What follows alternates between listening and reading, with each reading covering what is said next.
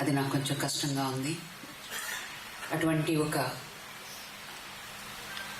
గొప్ప వ్యక్తి శత జయంతి వేడుకలకు విచ్చేసి, ఇందాక వారు సత్యనారాయణ గారు చెప్పారు, బంగాళాఖాతంలాగా చేయదలుచుకోలేదని. ఒకరొకరు కూడా రఘురామకృష్ణరాజు గారు అయితేనేమి, వెంకటేశ్వరరావు గారు అయితేనేమి, మురళీమోహన్ గారు అయితేనేమి, రాజేంద్ర ప్రసాద్ గారు, పక్కన ఇప్పుడు జయదేవ్ గారు, ఆయన పక్కనే ఉన్నారు శాసనసభ్యులు, అందరూ కూడా ఎంతో ఆప్యాయంగా విచ్చేశారు. వారందరికీ తెనాలి బిడ్డగా నేను మీ అందరికీ శిరస్సు వంచి నమస్కరిస్తున్నాను సార్. తెనాలి అనంటే ఎంత ఆనందం వేస్తుందంటే, ప్రతి సినిమాలోనూ సీరియస్గా పెడతారు, జోక్గా పెడతారు, మీది తెనాలి మాది తెనాలి. అదే మళ్ళీ సీరియస్గా తెనాలి రామకృష్ణ అంటారు. తెనాలి నుంచి ఒక ఆర్టిస్టు నాటక పరిషత్తుకి ఎవరన్నా వెళ్ళారంటే మిగిలిన వాళ్ళు భయపడతారు. అటువంటిది మన తెనాలి. ఇవాళ సభ ఎలా ఉందంటే మిమ్మల్ని అందరినీ చూస్తుంటే నిండు ముత్తైదులా ఉంది. ఈ ముత్తైదుకు ఒక్కసారి నా చేతులెత్తి నమస్కరిస్తున్నాను. మూడు సభ ఈ తెనాలిలో ఎంతమంది కళాకారులండి, ఎంతమంది నాకు తెలియదు. కాంచనమాల గారు, మాకు తెలిసిందంతా విన్నది సావిత్రి గారు, జమున గారు, జగయ్య గారు, గుమ్మడి గారు, శారద గారు, నా తర్వాత వచ్చిన ఇంకా చాలా మంది. కృష్ణ గారు, హీరో కృష్ణ గారు, ఇందాకే మధ్యాహ్నమే వాళ్ళ కోడలికి కృష్ణ గారు ఒక 5 సినిమాలు చేసి ఇక్కడికి వచ్చిన తర్వాత నేను ఇక్కడే చదలవాడ నారాయణరావు గారి దగ్గర డాన్స్ నేర్చుకునేదాన్ని. మా డాన్స్ క్లాస్ పిల్లలందరూ ఆవిడ ఒక ఫోటో దిగామన్నమాట.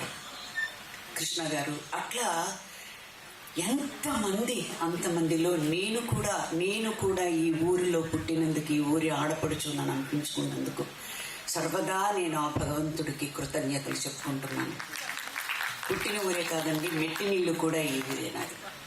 అదే చెప్పారు కదా ననపనేని రాజకుమారి గారు, మా అత్తయ్య గారికి చెల్లెలు అవుతారు. అత్తగారు ఏ వయసు ఆవిడికి కాదు, కోడలు ఏ వయసు నాది కాదు. ఎప్పుడు కూడా చాలా ఆప్యాయంగా పలకరిస్తారు.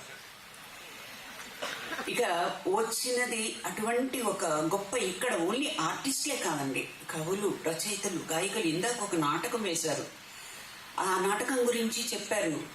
హరికథ నాకు తెలుగు చదవడం రాయడం రాని టైంలోనే 6 ఏళ్లలో హరికథ నేర్పించంటే ఓన్లీ గుర్తు పెట్టుకొని పాడుతూ ఉంటే నేను వెళ్ళి నేను పాడతా అనేదాన్ని. పిచ్చిపో నీకు రాదనేవారు ఆయన. 4 రోజులు చూశాడు ఆయన మాస్టరు. సరేనా ఏంటో ఇది పాడు అని. అప్పటికి అది మోహన రాగం, సరిగా పదసా సదపగరిసా, నాకు తెలియదు అది. ఇప్పుడు తెలుసుకుంటున్నాను నేను, సితార్ నేర్చుకోవడం ప్రాక్టీస్ చేసిన తర్వాత ఒక్కొక్క రాగం అది. ఎందుకు చెప్తున్నానంటే ఈ ఊరిలో ఉన్నటువంటి గొప్ప కళాకారులు, నాటకం ఏంటి, హరికథ ఏంటి, నాట్యం ఏంటి, నాటికలేంటి, మ్యూజిషియన్స్ అండి, అసలు ఒక్కొక్క మృదంగిష్టులు, వాళ్ళందరికీ కూడా జోహార్. అటువంటిది ఇంతమందిని కన్న తల్లి మన తెనాలి కళామ తల్లి. అందుకని ఆ కళామ తల్లి పేరు చెప్తేనే నాకు గూస్ బంప్స్ వస్తున్నాయి. అటువంటి ఊరు పుట్టినిల్లు మెట్టినిల్లు కావడం నా అదృష్టం. ఇక నేను ఇక్కడికి రావడానికి ఏంటి మరి ఇంతమంది దిగ్గజాలు. ఆయన అన్నారు సహా కళాకారులు అన్నానని. కాదండి, వాళ్ళందరూ డాక్టరేట్లు తీసుకున్న తర్వాత, రామారావు గారు, నాగేశ్వరరావు గారు, గుమ్మడి గారు అందరూ డాక్టరేట్లు తీసుకున్న తర్వాత చిన్న అప్పుడే పుట్టి మొగ్గ తొడిగి మేము వారి పక్కనే చేసిన వాళ్ళం, చిన్న ఆర్టిస్టులం, గుమ్మడి గారు వాళ్ళని. కానీ నా అదృష్టం ఏంటంటే ఇందాక ఆయన 2 మాటలు చెప్పారు జయదేవ్ గారు.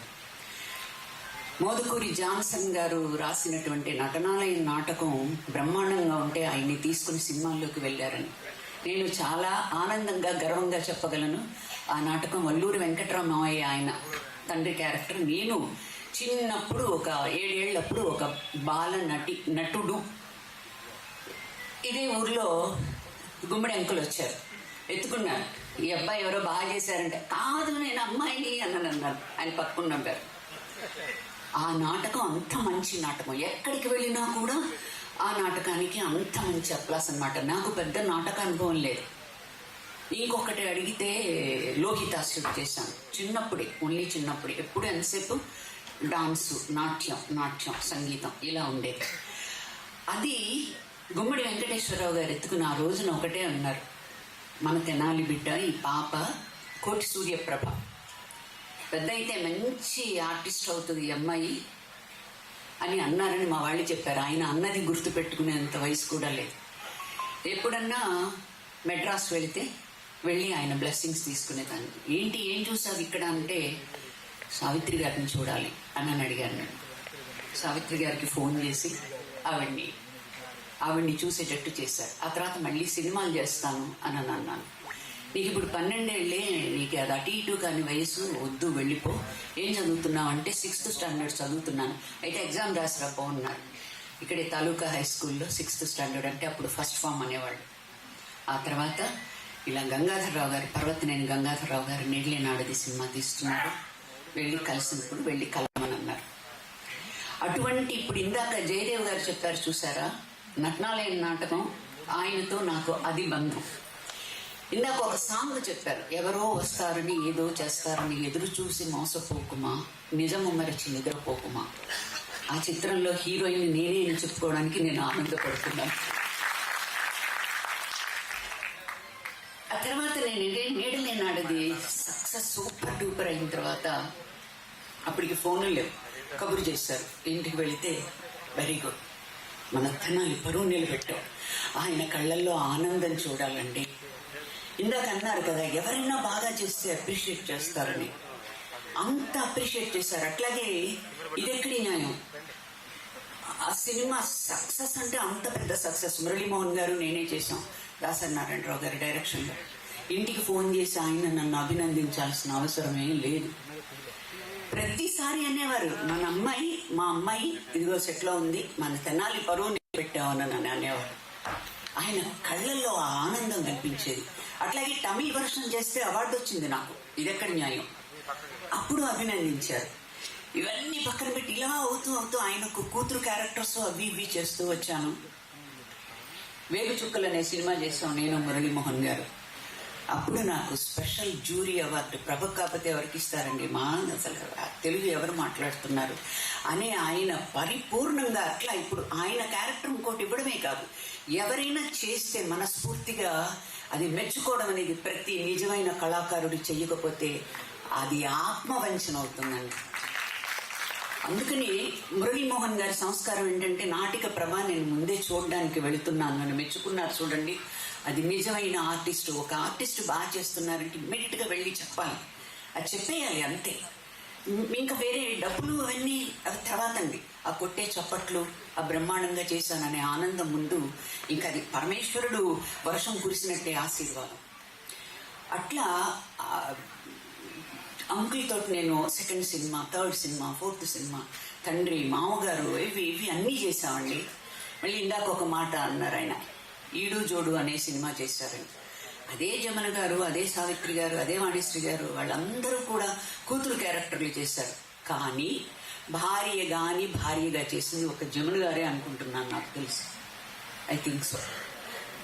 ఆ తర్వాత మళ్ళీ జ్యోతిలో జయసుధ చేసింది, దానికి హీరో మురళీమోహన్ గారు. భార్య ఎంత కష్టం తెలుసునండి. అటువంటి ఛాలెంజ్ నా లైఫ్లో నాకు వచ్చింది. సంధ్యారాగం అనే సినిమాలో ఆయనకి భార్యని నా లవ్వర్ వచ్చి హీరో శరత్ బాబు. అస్సలు అంకులు కూర్చోబెట్టి, ప్రభా ప్రతిరోజు నేను ఏ సినిమాకి భయపడలేదు, ఆ సినిమాకి చాలా భయపడ్డాను నేను. ఆయన ఏ ఎక్స్ప్రెషన్ ఇస్తారో, ఏమి ఇవ్వాలో చాలా సెటిల్డ్ అని చెప్పారు చూడండి ఇందాక.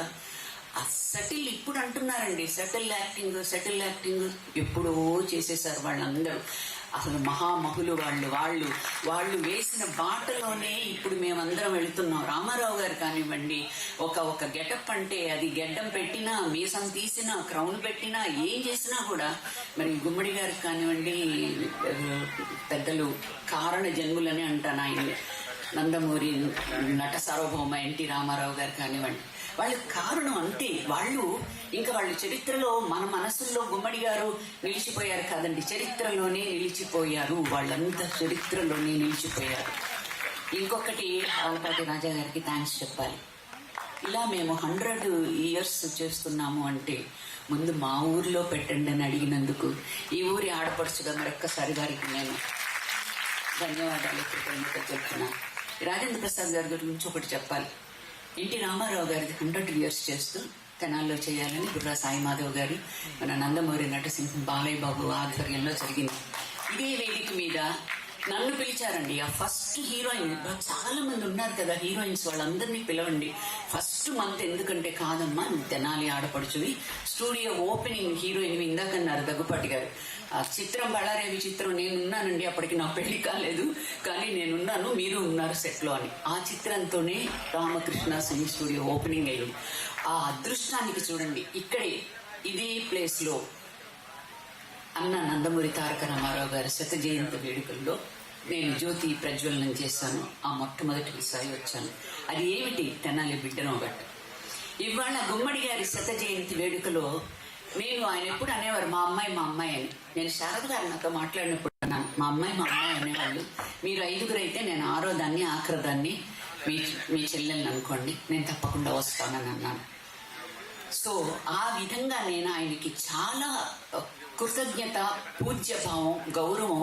వాళ్ళందరూ మాకు దేవుళ్ళు లాగా భావించే మేము ఇక్కడికి వచ్చాం.